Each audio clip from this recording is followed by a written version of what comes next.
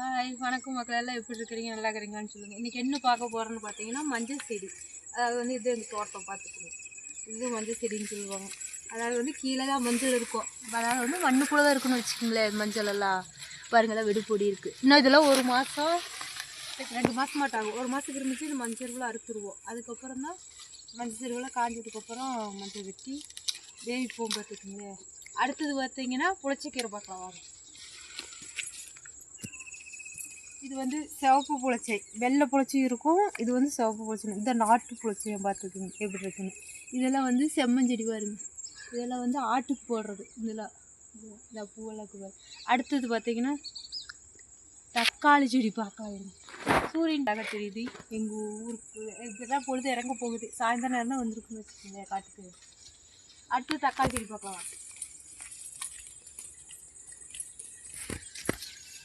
அதையே காட்டு சுற்றிக்கிட்டே போய் பார்க்குவாங்க.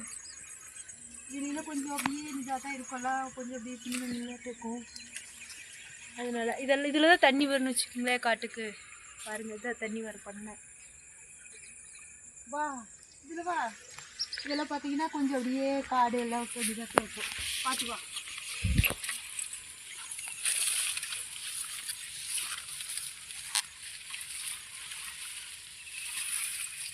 பொறக்கா பொறிக்கா முட்டி பார்த்தீங்கன்னா முட்டியை போச்சு. எப்பா பொறிச்சு போகும்.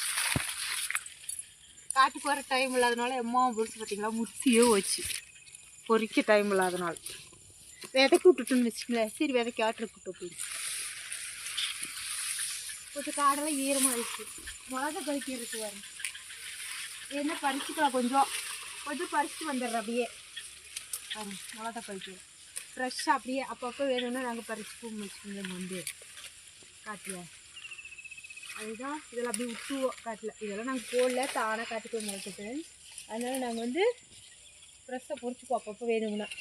கடையில் வாங்க மாட்டோம்னு வச்சுக்கோங்களேன். இருங்க கொஞ்சம் பொறிச்சிட்டு வந்தேன். நாளை காலையில் வணக்கலாம் இல்லை பொரியல் பண்ணிக்கலான்னு. அதனால் இப்போ கொஞ்சம் பறிச்சிட்டு வந்தேன். பார்த்தீங்கன்னா அதை பறிச்சிட்டோம். இதில் பழமெல்லாம் இருக்குது. அதனால் 2 பழம் அவ்வளோதான். பழம் இல்லை, காய் வேணும். பச்சைக்காய் நிறைய இருக்குது. அதையும் குழம்புக்கு வேணும் சமைச்சிக்கலாம் தனியாக பொரிச்சு. இப்போ தக்காளி செடி பார்க்கலாம். இதெல்லாம் மஞ்சள் பாருங்க. இதெல்லாம் பூ பாருங்க, அது அழகாக இருக்குது. இந்த பூவெல்லாம் நல்லா ஆடு சாப்பிடுன்னு வச்சுக்கோங்க.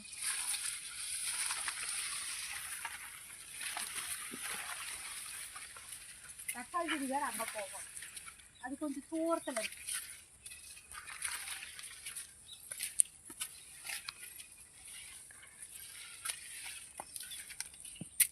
அந்த வயலுக்கு அங்கே தண்ணி பயிச்சிக்கலாம், இந்த வயலுக்கு இங்கே பயிச்சிக்கலாம். இதில் தண்ணி வரும். இது காரவாய்க்காய். இந்த காரவாய்க்காய் மேலே ஏறி அடுத்த வயலுக்கு போகலாம்.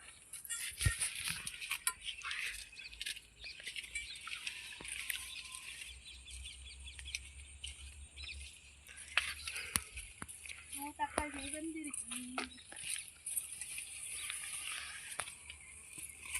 பார்த்தீங்களா தக்காளி எப்படி பெருசு பெருசாக இருக்குது பாருங்க. எல்லாம் செடிக்குள்ளே பாருங்க.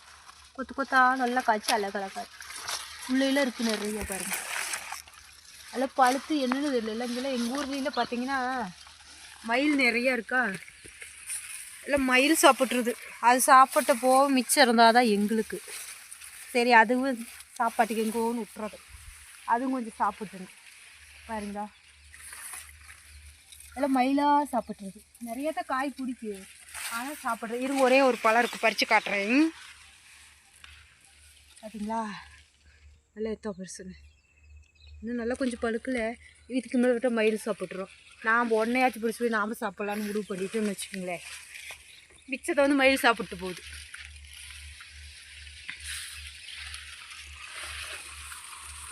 அடுத்து பார்த்தீங்கன்னா கத்திரி செடி. இது பாருங்க,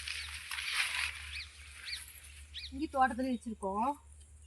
ஆனால் எல்லாம் காய் இல்லைன்னு இதில் இருக்குது. ஆனால் அப்படியே இதாக பார்த்தீங்கன்னா இந்த மாதிரி பிஞ்சு வந்து அப்படி அழுவி போயிருக்குன்னு வச்சுக்கோங்களேன். என்ன காரணம்னு தெரியல.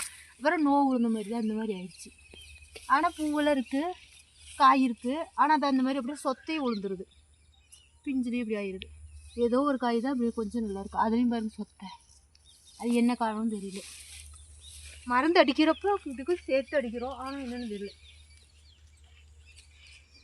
அடுத்தது பார்க்கலாம் வாங்க.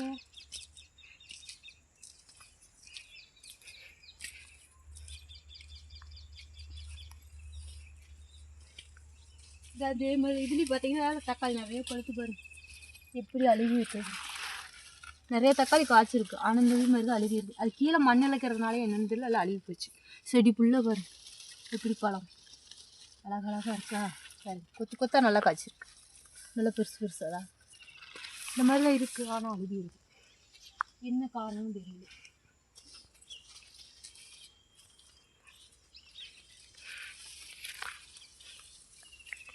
இதுலேயும் பாருங்க எப்படி இருக்கு, எப்படி பழம் பாருங்க, நல்லா கொத்தாதா எப்படி இருக்கு பாருங்க. இன்னொரு பழத்தையும் பறிச்சுக்கலாம். 2 பழம் பறிச்சுக்கிறேன். ஏதோ குழம்புக்கு இங்கே ஆயிரம் வச்சுக்கோங்களேன். இதெல்லாம் பண்ண நாளைக்கு பறிச்சுக்கலான்னு விட்டுட்டு அதெல்லாம் கொஞ்சம் லைட்டாக தான் செவந்திருக்கு, இன்னும் நல்ல பழுக்கல.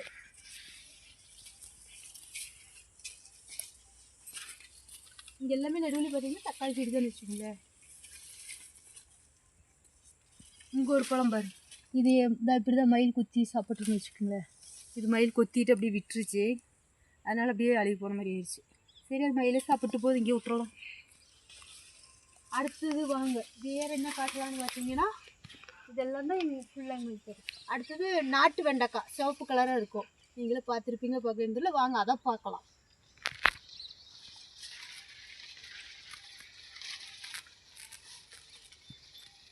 ரொம்ப லென்த்தாக போயிட்டு கட் பண்ணி காட்டுக்கு வரப்போ மயிலெல்லாம் நிறையா பாருங்க இப்படி ஓடுது. ஆளைக்கண்டானே பயந்துட்டு ஓடி இருந்துச்சு, நிறைய இருந்துச்சு, எல்லாம் அப்படியே ஓடிடுச்சு. ஆளைக்கண்டோண்டி எல்லாம் அப்படியே ஓடுது.